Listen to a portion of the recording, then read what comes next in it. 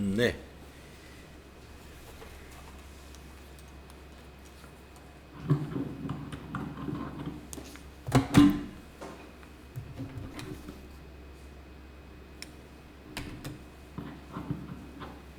(169페이지) 평가 문제를 한번 알아보겠습니다. 여러분, 그 AT 자격 시험은요, 실무 수행에 대한 평가를 이렇게 수행할 과제를 제시한 다음에 채점은 이 평가 문제라는 걸 통해서 채점을 하게 돼요.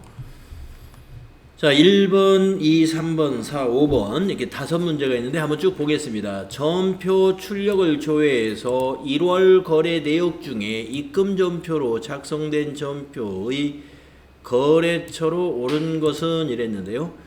전표 출력 조회라는 것은 그냥 전표 입력을 조회하셔도 됩니다. 자, 여러분, 일반 전표 입력을 얘기하는 거예요. 가셔가지고 이 앞에를 1월로 입력하시고 뒤에 있는 날짜는 스페이스바로 지운 다음에 엔터 치시면 돼요. 이렇게 하게 되면 1월의 거래, 전체 거래가 보이는데요. 여기 구분을 보시면은 입금 전표로 작성된 것이 딱 하나 있다는 것을 우리가 알 수 있죠. 여기. 그래서 입금 전표로 작성된 전표에 거래처를 물어봤으니까 거래처는 이 거래처입니다. 답은 3번이네요. 코디나라가 답이 됐다. 그래서 3번을 마우스로 클릭해주면 답안이 작성되는 겁니다. 다음에 2번, 일반 전표 입력을 조회해서 1월 4일 거래 적대비 계정 적용 코드 번호와 내용으로 옳은 것은 이랬습니다. 1월 14일 전표를 한번 볼까요? 지금 화면에 나와 있죠? 1월 14일 접대비 적용 코드 1번 썼죠? 우리 01 거래처 접대비 신용카드. 답을 보면은요 1번이 답이라. 다음 3번, 월계표를 조회하라. 2월 한 달 동안 발생한 판매 관리비의 금액은 얼마인가? 이런 문제죠. 네. 월계표, 일계표 한 곳에 있습니다. 메뉴가. 그래서 가보시게 되면은요, 전체 메뉴에 가보시면은 1 월계표라고 여기 있잖아요. 여기 클릭하셔가지고 거기 두 번째 탭이 월계표예요. 두 번째 탭. 2월이라고 그랬으므로 여기다가 2월부터 2월이라고 이 엔터 치면 돼요. 그러면은 조회 기간이 2월부터 2월로 조회가 되고요. 월계표는 이 가운데에 계정 과목이 쭉 나타납니다. 판매 관리비의 금액을 물어봤습니다. 여기 판매 관리비 합계 보이죠? 금액. 자, 판매 관리비 비용이잖아요. 비용은 차변에서 발생하지 않습니까? 그러니까 여기 있는 금액의 합계 7,654,000을 그 답안에다가 입력해 주면 되는 거예요. 7,654,000 되겠습니다. 다음은 4번, 월계표를 조회하는데 3월 말 예수금의 잔액을 물어봤는데요. 이거는 문제를 잘못 낸 문제예요. 월계표를 조회해서는 잔액은 알 수가 없는 거예요. 3월 말 잔액을 알아보려면 월계표가 아니라 여기 월계표를 지우시고요. 이 월계표를 지우시고 합계 잔액 시산표 그냥 시산표로 바꿔주세요. 시산표에서 잔액을 알 수가 있습니다. 자, 그러면 시산표로 가보겠습니다. 여러분, 합계 잔액 시산표라는 메뉴가 장부가 있는데요. 전체 메뉴 가셔가지고 여기입니다. 월계표 바로 밑에 있어요. 네, 합계 잔액 시산표. 네, 시산표 클릭하셔서 3월 말이니까 3월을 입력해 주면 돼요. 그리고 말일 날짜에서 엔터 치시면 여기에 이제 잔액이라는 게 있죠. 차변의 잔액은 자산과 비용의 잔액이 보이는 거고요. 대변에 있는 잔액은 부채와 자본, 수익이 대변에 나타나는 거죠. 자, 애수금은 뭐예요? 부채죠. 그러니까 대변에 잔액이 있을 겁니다. 자, 아래로 내려가면요. 자산 끝나고 그 다음에 부채가 시작이 될 거예요. 유동부채부터. 거기에 유동부채 안에 애수금 보일 겁니다. 자, 애수금 유동부채예요. 그리고 부채는 잔액이 대변에 생기는 거죠. 증가하는 쪽에 항상 잔액이 나타나는 거예요. 증가하는 쪽에.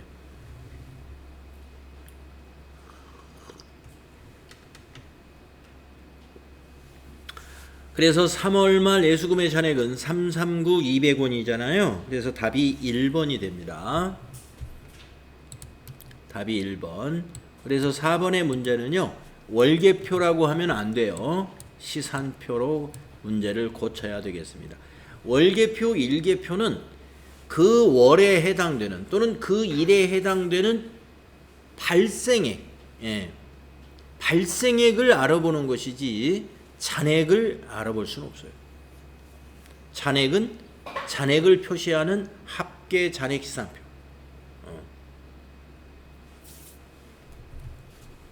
다음에 5번으로 가보겠습니다. 영수증 수취명세서를 조회해서 3만원 초과 지출에 대한 영수증 수취명세서 12번 명세서 제출 대상 금액은 얼마냐. 아까 우리 파일 구입한 거 6만원 그거 입력되어 있겠죠? 답은 6만원인데 그래도 가서 한번 볼까요? 자, 전체 메뉴에 가서 영수증 수취명세서 1번에 가면은 12번 명세서 제출 대상이라는 항목이 있어요. 여기에 금액을 물어봤잖아요. 6만원. 아까 조금 전에 했기 때문에 이 숫자가 기억이 남아서 그냥 6만원이라는 걸 알았잖아요. 여러분 시험 보실 때도 그래요. 방금 내가 수행한 거에 대한 질문, 평가 문제가 나올 수가 있습니다. 그런 경우는 그 장부를 꼭 봐야 될까요? 안 봐도 돼요. 내가 기억하고 있으니까 그냥 답안을 그냥 쓰면 됩니다. 자, 이런 평가 문제를 여러분이 척척 빨리 할 수 있어야 돼요. 그래서 앞으로 이런 문제들 뒤에서 이제 모의고사나 기출 문제에도 많이 있으니까요. 그때 또 숙달을 하도록 하고요. 이어서 제3장으로 넘어가겠습니다. 일반 전표 입력은 제3장에서 이제 설명이 다 연습이 일단 기본적인 연습은 여기 제3장에서 끝나게 되고요. 그러면 우리가 자금 관리라는 건 뭐냐? 우리가 앞에서 배웠던 능력 단위가 전표 관리라는 능력 단위를 공부했어요. 우리가 그 교실 벽에 보면은 교육과정 체계도에 전산 세무회계의 전표 관리라는 그 초급자 능력 단위의 전표 관리 보이실 거예요. 이 전표 관리라는 게 능력 단위. 우리가 이제 이런 과정에서는 과목이라고 생각하면 돼요. 한 과목이 끝났어요. 전표 관리라는 한 과목. 그래서 여러분들이 나중에 시험 보는 날, 전표 관리에서 시험 보는 날, 우리 계획된 날짜 있잖아요. 전표 관리에서 무슨 시험 문제를 내는 거지? 우리 지금까지 배운 거. 우리 지금 전표 관리 19일 날 시작했던가요? 19일 날 일반 전표 입력하는 거, 뭐 출금 전표, 입금 전표, 대체 전표 해가지고 우리 연습했죠. 오늘까지 지금도. 그런 종류의 전표 입력에 관한 문제를 내는 거예요. 그리고 거기에 우리 지금 교재에는 없었지만 제가 또 내놓은 것이 회계상 거래인 것은 동그라미, 회계상 거래가 아닌 거에는 X표를 해봐라. 이런 문제. 그러면 여러분이 회계상 거래다 아니다의 판단은 뭐예요? 아까 시간에도 말씀드렸지만은 자산, 부채, 자본, 수익, 비용에 변동이 생겼나? 이런 걸 따져보시면 돼. 변동이 없는 게 있을 거예요. 그건 X. 이런 거고요. 그 다음에 분계를 손으로 쓰라는 문제 제가 5문제 냈어요. 분계를 손으로 써야 돼요. 전표만 입력하는 것이 아니라 분계를 차변에 뭐 얼마, 대변에 뭐 얼마. 아주 쉬운 걸로. 어려운 분계가 아니에요. 다 지금까지 해봤던 문제들이라고 보시면 됩니다. 어렵지 않은 거니까요. 분계 쓰는 거. 예, 5문제가 있고요. 거기에다가 분계만 쓰는 게 아니라 거래의 결합관계. 여러분 거래의 8요소 아시죠? 만약에 대변의 현금이었다. 그러면 뭐예요? 자산 감소. 이거 쓸 수 있어야 돼요. 예. 만약에 차변에 뭐 소모품비였다. 그럼 뭐예요? 비용 발생. 그런 거래의 결합, 거래의 8요소에 맞게끔 거래의 결합을 여러분이 쓸 수 있으면 됩니다. 네. 그래서 평가 문제는 그렇게 나중에 NCS 평가 문제라는 건 그렇게 쉽게 낼 거다 하는 거고요. 시험에서는 여러분이 60점 이상은 맞으셔야 돼요. 다 아마 60점 이상 다 맞으실 거예요. 자, 이제 자금 관리로 넘어가겠습니다. 자금 관리도 일반 전표 입력에 대한 연습 문제를 우리가 연습을 하는 것인데요. 자금 관리니까 주로 어떠한 전표를 입력할 거냐면은 현금 시제 관리 관련된 거. 예금, 보통예금, 당좌예금 이런 것들. 그 다음에 법인카드 사용하는 거. 법인카드 사용하면 대변의 미지급금. 카드 대금 갚으면 차변의 미지급금. 이렇게 가는 거죠. 그런 거 연습할 거고요. 그 다음에 어음. 어음을 타인이 발행한 어음을 받으면 차변이 받으러. 우리 회사가 어음을 발행하면 대변의 지급어음. 여러분 이론 때 어음과 관련된 이론 있었어요. 자산할 때는 받으러음, 매출채권에서 받으러음 관련된 회계처리 여러분들 쭉 제가 설명드렸고 이론 강의에서. 그 다음에 어음 관련되는 게 부채에도 나오죠. 유동부채의 매입 채무에 지급어음 설명하면서 지급어음에 관한 회계처리를 설명을 했었습니다. 자, 오늘은 이러한 것을 실습을 할 거예요. 전표를 입력할 거다. 이거. 전표 입력.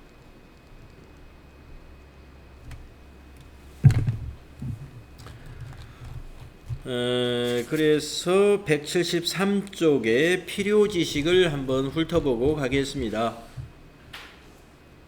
현금 시제 관리와 현금 과부족.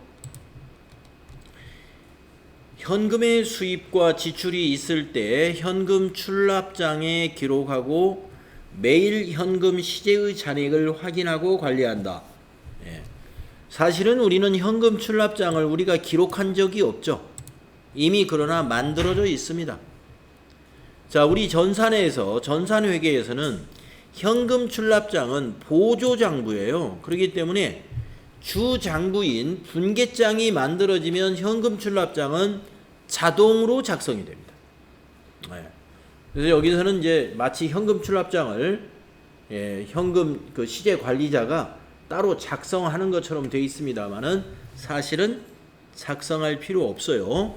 점표 입력하면 현금 출납장은 자동으로 기록이 됩니다. 그래서 그 현금 출납장에 있는 오늘의 잔액과 그 다음에 금고에 있는 잔액을 우리가 시제라고 그래요. 시제. 시제라는 말이 무슨 말이냐? 실제 잔액이다. 이거 실제 잔액. 실제 잔액은 장부에 있는 잔액을 실제 잔액이라고 볼 수가 없어요. 실제 잔액은 금고를 딱 열어서 돈을 세어봐야 아는 겁니다. 5만원짜리 몇 장이면 얼마, 만원짜리 몇 장이면 얼마, 이렇게 동전까지 다 세워서. 그것이 시제예요. 그래서 우리가 이 회사의 이 현금 시제 관리자는 퇴근할 때 기본적으로 하루에 한 번씩은 맞춰야 돼요. 장부에 있는 잔액하고 금고에 있는 잔액을 딱 세가지고 맞았을 때 여러분이 안심하고 퇴근할 수 있는 겁니다. 자, 이렇게 관리하는 것을 우리가 시제 관리라고 그래요. 그래서 계산이나 기록상 오류, 분실, 도난 등으로 현금 시제와 장부가 불일치할 경우 현금 과부족이라는 계정을 사용하고 일단 퇴근을 합니다. 네, 우리가 퇴근해야 되는데 맞지가 않아요. 그러면 사장님이 돈을 모르게 담당자한테 말을 안 하고 사장님도 금고 열쇠를 가지고 있을 테니까 꺼내 갔는지, 아니면 팀장님이 꺼내 갔는지, 누군가 열쇠를 가지고 있는 사람이 나 말고 제 3자 누군가 있다면 그 사람이 말을 안 하고 현금을 넣어놨거나 또는 현금을 꺼내갔거나 이럴 수도 있는 거거든요. 그래서 그 원인이 밝혀지지 않았을 때는 일단 현금 과부족으로 임시 계정을 사용하고 원인이 밝혀지면 그때 정리를 하면 돼요. 이런 방법이 있다. 그런데 만약에 그걸 진짜 그 도난을 당했다면 원인이 안 밝혀지겠죠. 도난 당했으면 내가 훔쳐갔습니다 이게 말할 사람이 누가 있어요. 그럴 때는 결산시까지 밝혀지지 않을 때가 있습니다. 그러면 도난 당한 것은 뭘로 처리해야 돼요? 잡손실로 처리하라. 잡손실로. 도난 당한 게 아니라 누가 돈을 넣어놨는데 무슨 돈인지 아무도 말을 안 해요. 결산시까지 밝혀지지 않았어요. 그러면 그냥 잡이익으로 대체한다. 이 두 가지도 여러분 배웠죠? 이론 공부할 때. 그래서 자금 관리에서 제가 이 문제 냈습니다. 현금이 과잉한 걸로 제가 문제를 낸 것 같아요. 현금이 과잉한 거. 이걸로 문제를 낸 것 같아요. 자, 현금 과잉이라는 건 뭐냐면 장부상 현금은 가령 100만 원인데 실제 금고를 열어보니까 5만 원짜리 하나 더 있어요. 105만 원. 105만 원. 그 5만 원짜리 하나가 지금 더 있습니다. 금고에. 그런데 원인을 아직 알 수가 없어요. 그러면 어떻게 잡아야 돼요? 현금이 들어왔으니까 차변에 현금 잡아놔야죠. 금고는 거짓말 안 하는 거니까. 그러니까 차변에 현금 잡아요. 근데 대변에 무슨 돈인지 모르니까 임시 계정인 뭐로 잡아놔요? 현금 과부족으로 임시로 잡아놔요. 만약에 그 다음 날이라든지 이제 그 원인이 밝혀져 가지고 그 5만 원은 무슨 거래처 그 외상대금 받은 거야 라고 그것이 밝혀졌으면 차변에 현금 과부족 정리해버리고 대변에 외상매출금 이렇게 하면 돼요. 그런데 안 밝혀졌다 이 말입니다. 결산시라는 것은 결산 때까지 5만 원이 무슨 돈이 들어와 있는지가 안 밝혀졌어요. 그러면 현금 과부족 차변에 기입해가지고 이거 임시 계정이니까 항상 제로로 만들어야 돼요. 결산 때는.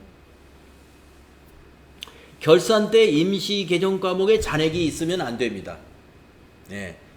결산하기 전까지는 임시 계정에 잔액이 있어도 괜찮아요. 그러나 결산 시점에는 다 정리해야 돼요. 그래서 현금 과부족 정리하려면 어떻게 해야 돼요? 정리라는 것은 항상 반대쪽에 기록해야 정리가 됩니다. 그래서 차변에 그게 5만 원이라면 차변에 현금 과부족 5만 원 하고 대변에 잡이익 이렇게 하면 돼요. 아시겠죠? 과잉할 때 이렇게 하는 거고요. 그 밑에는 부족할 때입니다. 부족할 때는 이게 차변 대변이 바뀌어요. 자, 돈이 나갔으니까 부족한 거죠. 그래서 나갔으니까 대변에 현금인 거예요. 그런데 원인을 모르니까 차변에 현금 과부족이라는 임시 계정을 세워놓는 거예요. 그래서 나중에 그것이 식대로 밝혀졌다. 돈이 나갔는데 식대로 쓰려고 가지고 갔는데 그것이 밝혀졌어요. 그러면 이제 차변에 복리후생비, 대변에 현금 과부족 이렇게 정리를 하면 되는데 결산 때까지 안 밝혀졌다. 그러면 이때는 잡손실. 안 밝혀진 건 잡손실. 부족한 것이 안 밝혀졌으면, 과잉한 것이 안 밝혀졌으면 대변의 잡이. 아시겠죠? 기억하시면 되겠고. 네, 현금 출납장은 아까도 말씀드렸습니다. 보조장부로서 자동으로 기록이 됩니다. 일개표, 월개표. 우리가 조금 전에 그 평가 문제에서 일개표, 월개표 들어가는 메뉴 확인했어요. 계정 과목별로 일 단위라든가 월 단위로 집계한 거예요. 월 단위, 일 단위 집계니까 그 월 또는 그 일에 발생한 금액들만 거기 집계되는 거예요. 잔액은 안 나타나요. 그 다음에 다음 페이지로 가면은 일개표 조회하는 화면이 하나 있는데 우리도 한번 조회를 해보죠. 여기 있는 일개표 요거 여기 보시면은요 1월 11일부터 1월 11일 하루치예요. 하루치 일개표를 작성하면 그 하루 요 기간에 발생한 계정 과목만 여기 나타나요. 한번 볼까요? 자, 일개표 월개표에 들어가서요. 일개표 탭을 누른 다음에 여기다가 날짜를 1월 11일부터 1월 11일이라고 입력해 보세요. 예. 복리후생비 하나밖에 없죠. 복리후생비. 그리고 밑에 이것은 뭐냐? 자, 요 복리후생비가 3만원 발생했는데요. 뭐로 발생했냐면 현금으로 지급됐다 이 말이에요. 이걸 이렇게 해석하시는 거예요. 그래가지고 밑에 금일 소개에 보시게 되면은 전일 잔고라는 게 이게 현금의 잔고예요. 여기 현금란에 있잖아요. 전일 잔고. 그러니까 1월 10일이 되겠죠. 1월 10일 날 현금 잔액이 1280만 원이었어요. 그런데 금일 잔고 보세요. 금일 잔고는 1280만 원에서 3만 원 빠진 1277만 원이죠. 이것 때문에 그래요. 3만 원. 현금이 3만 원으로 복리후생비로 지출이 되었기 때문에. 이런 식으로 일개표 보시면 됩니다. 자, 그 밑에 월개표도 책에 있는 거대로 한번 조회를 해보면은요. 월개표 기간은 1월부터 1월 한 달 거예요. 한번 작성해 볼까요? 자, 월개표 가셔가지고 여기다가 1월부터 1월이라고 넣어보세요. 1월부터 1월.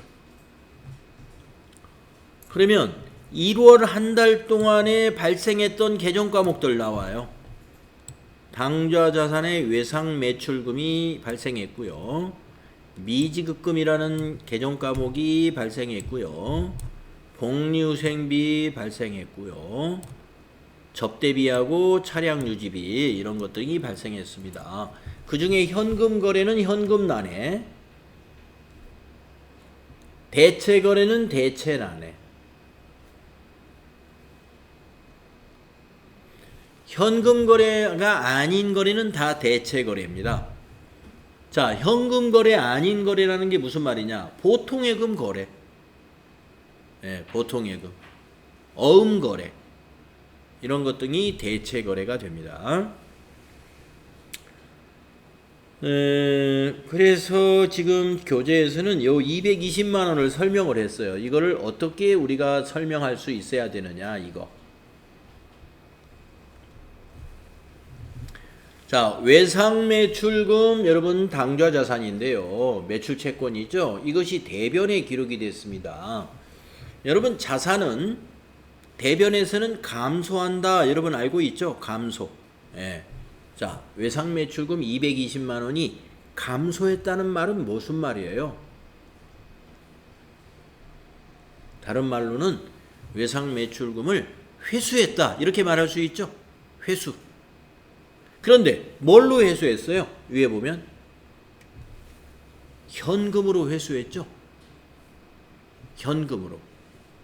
그래서 현금이 이만큼이 증가하게 돼요. 그런데 감소도 58,000원 했기 때문에 220만 원 증가하고 현금이 58,000원 감소하거든요. 그것이 여기 금월 잔고에 반영이 된 거예요.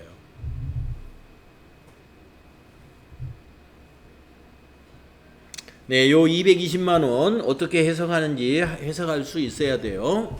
여러분은 이 월계표를 딱 보고 1월 달에 외상 매출금이 220만 원 회수되었다. 모두 현금으로. 그러면 이것도 한번 해석을 해볼래요? 자, 이거 미지급금. 자, 미지급금이 유동부채예요. 자, 부채가 대변에 가면 어떻게 됩니까? 증가한 거죠? 얼마 증가했어요? 88,000원 증가했어요. 88,000원. 예. 미지급금이 88,000원 증가했다. 1월 달에. 그 미지급금이 증가하고 차변에 그럼 뭐가 왔을까? 네. 뭐 차변에는 그것이 뭐 접대비가 올 수도 있고 복리후생비가 올 수도 있고 그럴 거예요. 저 미지급금은 대개 뭐냐면 외상한 거예요. 외상. 예. 그러니까 뭐 식대를 외상했다든가 이런 것들이에요. 근데 식대라는 게 거래처하고 밥을 먹었으면 접대비가 될 수도 있고 우리 직원들이 밥을 먹었으면 복리후생비가 될 수도 있죠. 궁금하면은 여기를 더블 클릭해 보면 돼요. 여하튼 현금 거래는 아니에요. 그러니까 대체란에 있는 거예요. 자, 더블 클릭을 해볼까요? 그러면 이 전표가 보이죠. 아, 거래처 접대비. 예. 거래처하고 어느 갈비집에서 밥 먹고 신용카드 결제한 그거예요. 예. 참만나 갈비인가 그거예요. 그거. 네. 네, 이거 닫아주면 됩니다.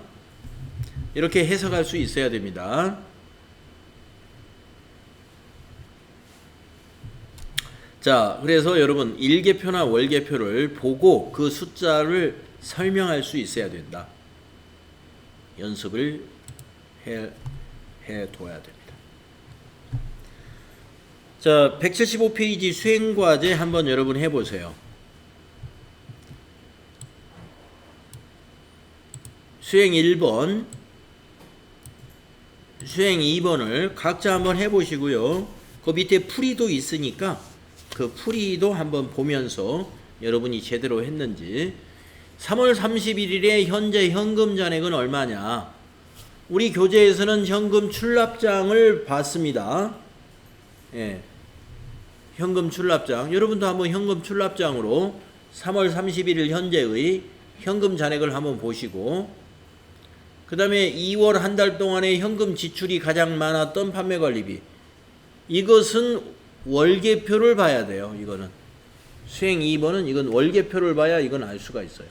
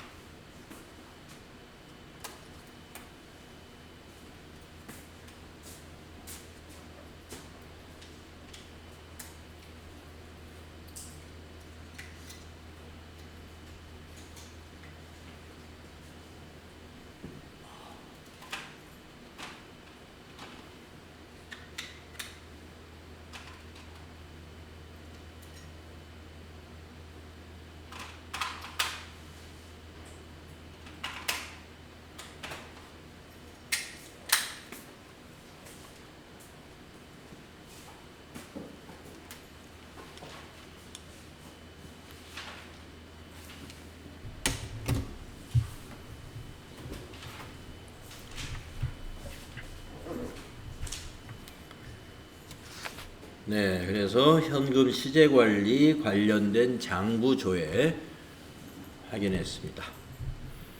질문 있으신가요? 자, 그러면 176페이지로 넘어가도 되겠습니까? 예금 관련된 것들을 알아보겠습니다. 자, 필요 지식을 읽어보면요, 예금과 관련되는 것들. 보통 예금, 무슨 예금인지 아시죠? 입출금이 자유로운 예금. 우리 시험에서 보통 예금 아주 많이 나오죠. 개정 과목으로. 그 다음에 당좌 예금, 이것도 잘 나옵니다. 수표를 발행하려면은 은행에 당좌 거래를 개설해야 됩니다. 자, 내용을 읽어보면, 자, 보통 예금은 입출금이 자유로운 예금이며, 당좌 예금은 당좌 한도액 내에서 광자 수표를 발행하여 인출할 수 있는 예금이다. 수표를 발행하여 인출하는 예금이 당좌예금이에요. 그러니까 수표를 발행하는 회사다. 그러면 당좌예금 계정 과목을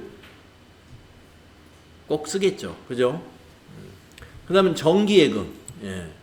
여러분 이런 건 투자자산에서 배웠죠? 정기예금, 정기적금. 우리 현금이 여유가 있으면 어떻게 합니까? 예, 요즘 이자율 높을 때 1년짜리, 3년짜리 정기예금 딱 해놓으면 좋죠? 일정 금액을 한꺼번에 예금하고 기간이 만료했을 때 원금과 이자를 받는 형태의 그런 예금입니다. 우리 투자 목적으로 길게 저축을 해두는 거죠. 자, 이제 이런 보통예금, 당좌예금 또는 정기예금, 정기적금 이러한 계정 과목들, 예금 관련 계정 과목을 한눈에 보는 장부가 있어요. 예적금 현황. 만약에 우리 회사가 통장이 10개가 있다. 그러면 예적금 현황에 가면 10개의 계좌가 다 나타나 있습니다. 거래처 등록이 다 돼 있어야 돼요. 그러니까 기업의 영업활동 중 발생한 예금이나 적금 현황을 보여주는 장부가 예적금 현황입니다. 자, 수행과제 한번 해볼까요? 자, 보통예금 거래 내역. 우리 앞에서 전표 관리에서도 이런 건 많이 해봤죠. 자, 찾으신 금액이 뭐예요? 보통예금 대변이에요. 여러분 보통예금에서 찾았다는 것은 보통예금 대변이라는 거 뭐 여러분 아실 거예요. 근데 차변에 오는 게 주식이랍니다. 주식. 자, 이 주식이 단기간 투자 목적이냐 장기 투자 목적이냐에 따라서 계정 과목은 달라집니다. 자, 다음 페이지 설명 보시면은 단기 매매 차익을 목적으로 주식회사 진주의 주식을 100주 구입했다 이렇게 나오죠. 단기 매매 차익을 목적으로 구입한 유가증권은 계정 과목이 단기 매매 증권이에요.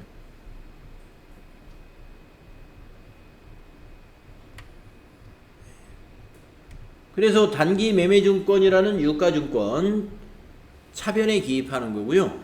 대변에 가는 게 이제 여기 차변에 이제 이게 오는 거고요. 대변에 가는 게 이제 보통예금에서 계좌 이체했으니까 대변의 보통예금. 보통예금은 코드를 꼭 은행으로 신한은행이라는 코드 넣어줘야 되고요. 금액은 100만 원. 이렇게 회계 처리하는 겁니다.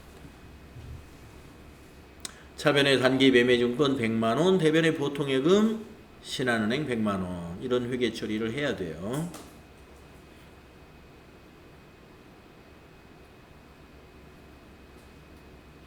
그런데 만약에 이 주식회사 진주의 주식을 말입니다. 장기 투자 목적으로 구입했다고 한다면 장기 투자 목적이라고 하면 계정 과목이 뭐가 있느냐? 계정 과목에 이런 계정 과목이 있어요.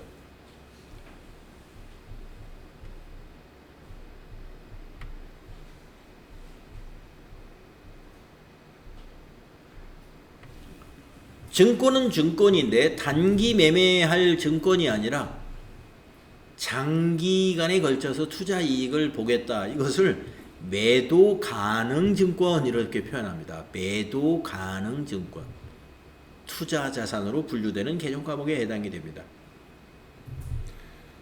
자, 그러나 이 문제에서는 매도 가능 증권이 아니고 단기 매매 증권입니다. 자, 수수료는 없었네요. 만약에 수수료가 있었으면 단기 매매 증권 취득 관련 수수료는 수수료 비용 처리합니다.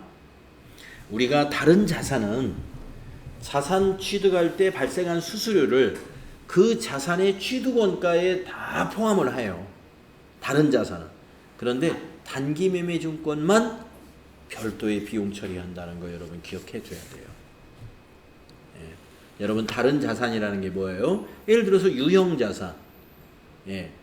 건물을 사면서 건물 중개사무소, 부동산 중개사무소에 중개 수수료를 만약에 지불했다.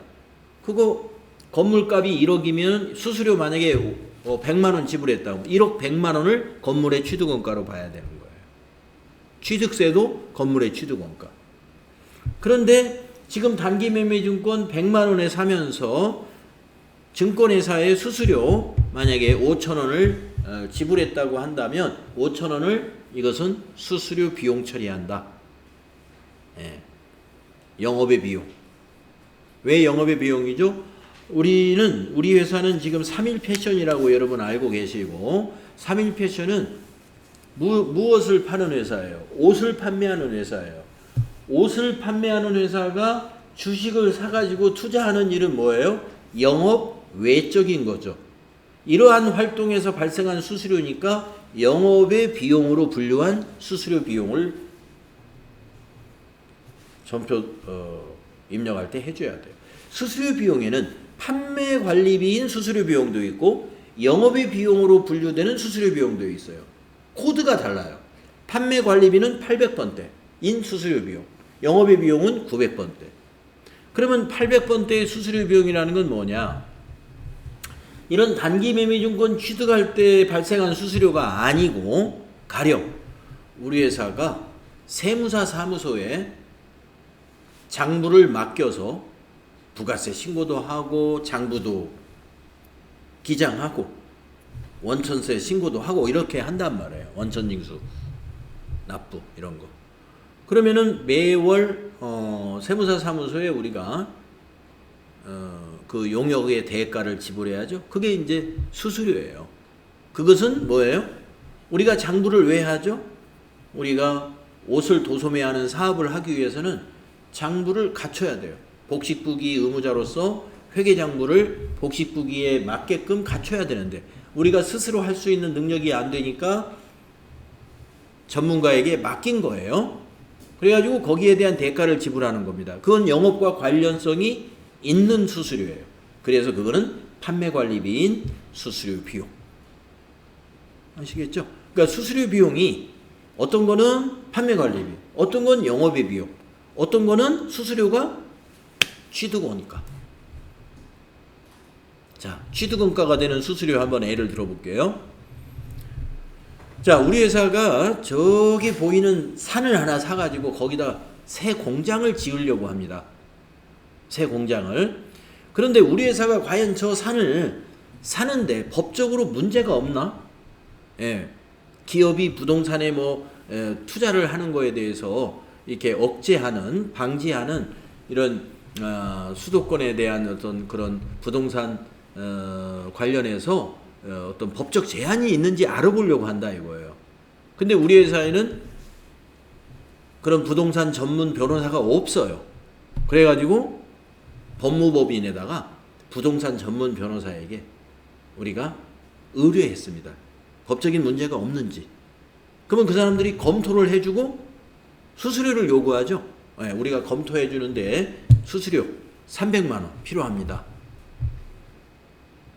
그러면 이제 300만 원을 지불하고 토지를 100억 원에 샀다. 토지 100억 원 플러스 토지 구입 때문에 변호사 사무실에 상담료 나갔죠? 300만 원. 그것은 뭐예요? 판매 관리비입니까? 아니에요. 토지의 취득원가, 그거는. 그 수수료는 토지의 취득원가가 된다. 그러니까 우리가 수수료가 주변에 굉장히 많아요. 지금 말씀드린 토지 구입을 하면서 변호사에게 어떤 검토를 요구하고 수수료를 냈다. 그건 토지의 취득원가. 지금 여기 나와 있는 단기 매매증권을 취득하면서 수수료를 부담했다. 그러면 영업의 비용인 수수료 비용. 그런데 세무사 사무소에 장부 기장료를 수수료로 50만 원을 납부했다. 그러면 판매관리비인 수수료 비용. 이렇게 복잡합니다. 수수료 비용이 나오면 이게 어떠한 수수료인가를 잘 판단하셔가지고 거기에 맞는 회계 처리를 할 줄 압니다. 자, 이 문제에서는 수수료는 없습니다. 그래서 전표를 입력해 볼까요? 자, 100만 원 주식값만 보통 예금에서 이체한 거예요. 인출해서. 자, 날짜는 4월 10일 날입니다. 여기 통장 인출 날짜가 4월 10일이니까 자, 일반 전표에다 입력합시다. 일반 전표 4월 10일.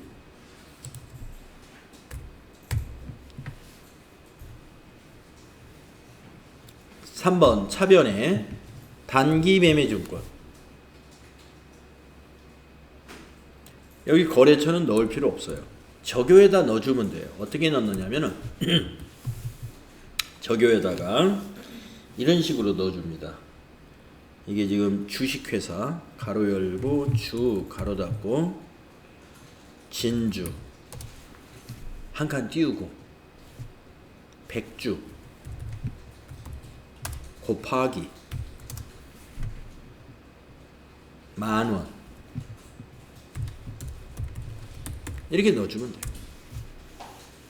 아, 그러면 저교를 딱 보면 아, 주식회사 진주 백주 한 주당 만원에 샀구나 이런 얘기가 됩니다. 차변에다가 100만원 입력합니다. 대변 103번. 자, 103번은 거래처를 코드로 꼭 넣어야 됩니다. 신한은행 보통. 저교는 엔터로 위에 거 복사하면 되고요. 대변에다가 100만원 이렇게 입력을 합니다.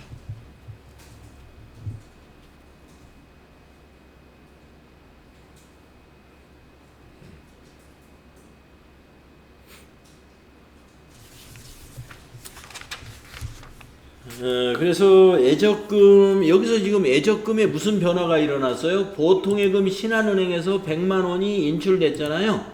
그러면 이제 보통예금이 100만원 줄었겠죠.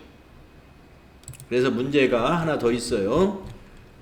4월 10일 날 현재의 예적금 장부를 조회해봐라 이랬습니다. 자, 메뉴가 어디 있는지 알기 위해서 조회를 한번 해볼까요? 자, 전체 메뉴 가시면은 자금 관련된 장부는 여기 다 모아져 있어요.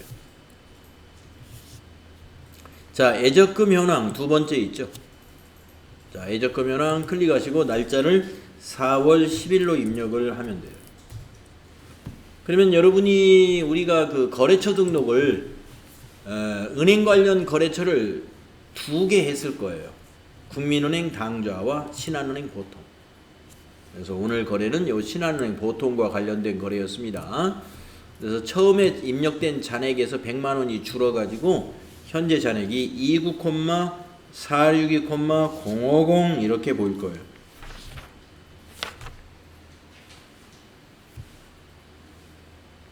자, 예적금 현황 장부가 어디 있는지 보시고 이런 예금 관련된 장부는요 잔액을 볼 수가 있고 원장을 볼 수가 있는데 원장이라고 하는 것은 통장 거래 내역을 보는 것을 말합니다. 자, 원장을 보는 방법은요 기간에서 엔터를 계속 치세요. 기간에서 엔터를 치고 계좌명에서도 그냥 엔터를 계속 칩니다. 그러면 기간이 무조건 1월부터 12월로 기간 설정이 되고요. 계좌명에서 엔터를 치면은 계좌 전체 처음부터 끝으로 선택이 돼요. 그런 다음에 계좌는 어디서 보느냐? 여기서 봅니다.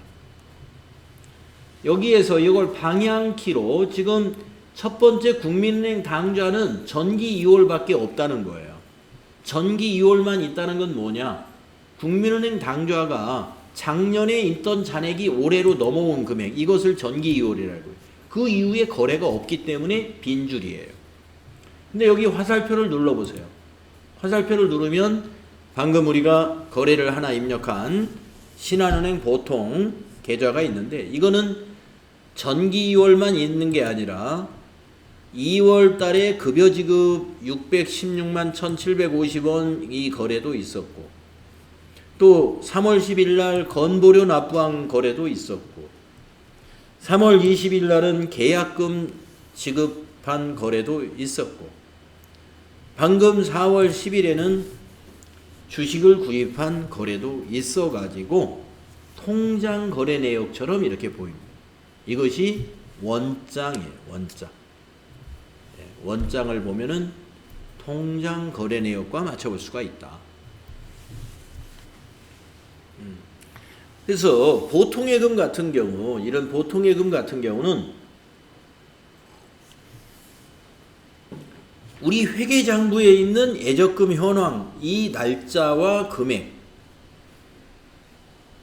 이것과 실제 통장에 찍힌 것이 항상 일치해요. 이건 온라인이니까. 그런데 당좌 예금이라는 것은 아직은 당좌 예금이 지금 없죠. 아직은. 예, 계좌는 있는데 아직 지금 여기 거래가 없단 말이에요.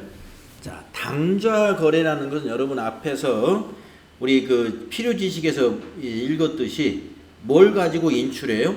수표를 가지고 인출하는 거예요. 근데 우리가 수표를 발행해 가지고 우리 스스로 은행에다가 딱 주고 100만 원을 딱 인출하면 그날 바로 인출하면 우리 회계장부하고 은행의 통장 거래 내역이 맞지만 수표는 우리가 발행해 가지고 누구를 줘요? 거래처를 주죠. 그러면 우리는 발행을 오늘 했어요. 9월 23일.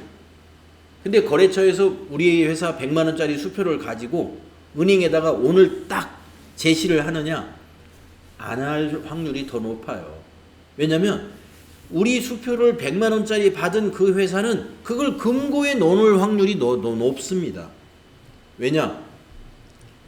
우리 회사는 신용이 있는 회사고 우리 회사의 통장 잔고는 언제든지 잔액이 있을 테니까 그 뭐 수표를 자기는 현금처럼 쓸 수 있는 거예요. 예, 자기네 회사 금고에 넣어놨다가 다른 회사에 뭐 결제할 때 그 100만 원짜리 현금처럼 쓰는 거예요. 그러니까 9월 23일 날 우리 회사 수표를 받은 회사가 그 수표를 은행에 제시하지 않고 계속 금고에 가지고 있거나 아니면 다른 거래처에서 삥삥삥 돌고 있다면 그 수표가 아직 은행에 제시가 안 되니까 우리 통장에서는 어떻게 해요? 빠져나갔어요? 안 빠져나갔어요? 안 빠져나갔죠. 안 맞아요. 그러니까 우리는 발행하는 날 당좌예금 대변에다가 딱 기입을 할 텐데 아직 통장에서는 안 빠져나간 거예요. 그래서 당좌예금 같은 경우는 우리 회계장부에 있는 잔액과 실제 은행의 잔액은 차이가 발생할 수밖에 없다. 그런 문제 때문에 이제 결산을 할 때는 회계 관계자들에게 우리 회사 당좌예금 잔액이 얼마입니다라는 걸 보고를 하는 게 그게 회계장부인 결산인데 재무상태표에 보고할 때 재무상태표에 있는 잔액과 우리 재무상태표는 회계장부를 기준으로 해서 보고한단 말이에요. 근데 은행에 있는 잔액이 틀려. 그러면 왜 틀리는지를 주석에다가 설명을 해놔야 돼요. 예, 수표 언제 얼마짜리가 아직 은행에 회수되지 않은 상태다. 그러므로 이런 금액의 차이가 있다. 이것을 설명하는 것도 결산 때 해줘야 돼요. 그런 것들. 그래서 우리가 은행 계정 조정표라는 것이 있습니다. 자금 관련해서는 그런 표도 필요하다. 알고 계시면 되겠고요. 자, 그 밑에 풀이가 쭉 있습니다. 풀이가 쭉 있고요. 우리가 좀 쉬었다가 다음 시간에 제3절 어음 관련된 것을 다음 시간에는 제3절을 연습하도록 그렇게 할게요. 쉬었다 하겠습니다.